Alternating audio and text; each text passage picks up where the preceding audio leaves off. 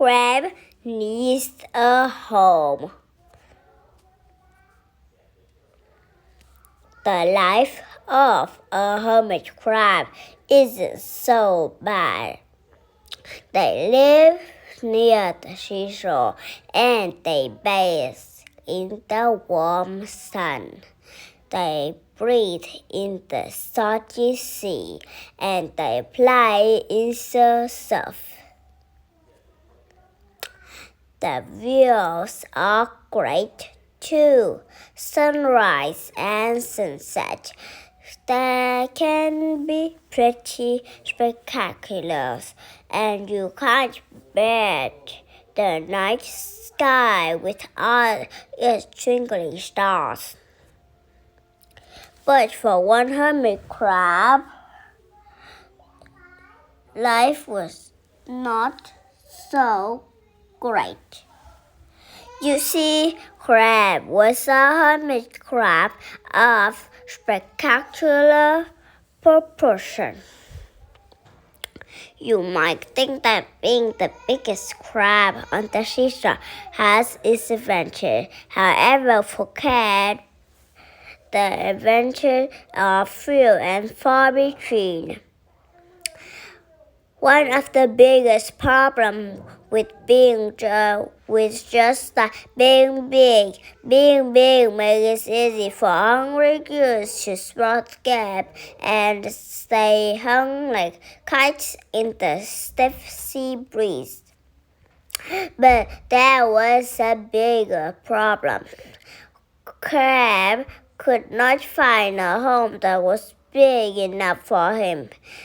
Hermit crabs live in the scattered cell of snail. As the crab grows, it moves out of one shell and into a bigger one.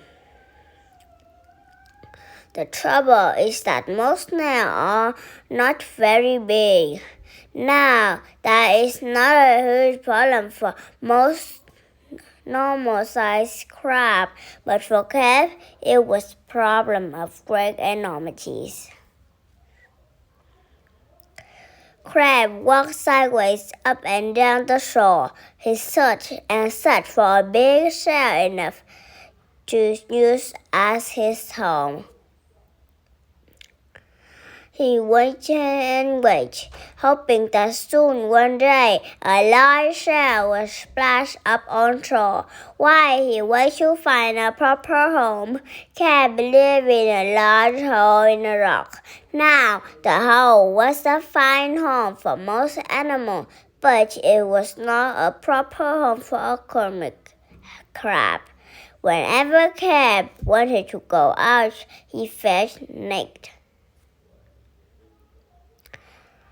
The other hermit crabs made fun of him, and the goose stopped to try to make him their dinner.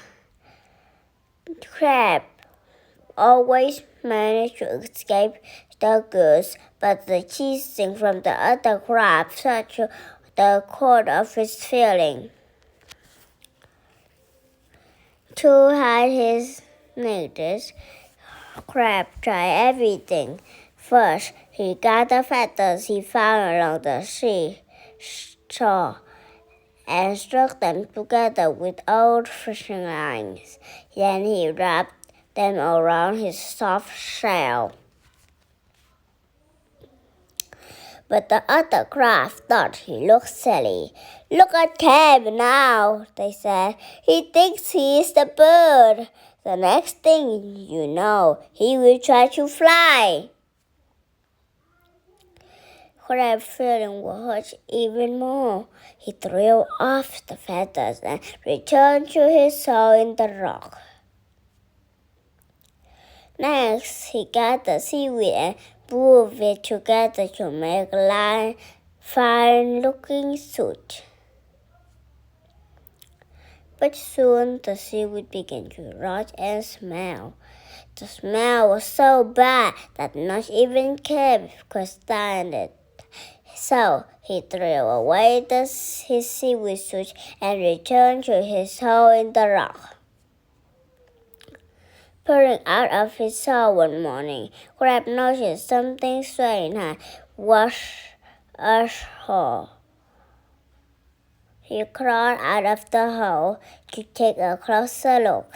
As he got closer, he could see it was a boot. A very fine boot it was. The boot was bright blue, which was Cap's favorite color in the world. He had always admired the blue starfish in the tide pools, and he thought that blue crab was the most handsome of all crabs. He had looked for a blue snail shell for a home when he was a smaller crab, but he had never found one. Cap examined the boot more closely. It was made of rubber and would be perfect for stormy days when the cold wind and rain blew off the sea, and on the toes of the boot there were two large eyes. Aha! Thought Cap. These eyes will surely scare off the scooping goose.